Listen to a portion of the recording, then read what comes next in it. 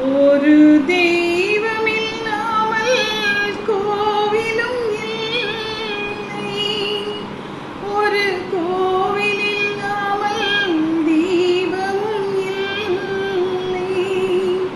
நீ எந்தன் கோயில், நான் அங்கு தீபம்.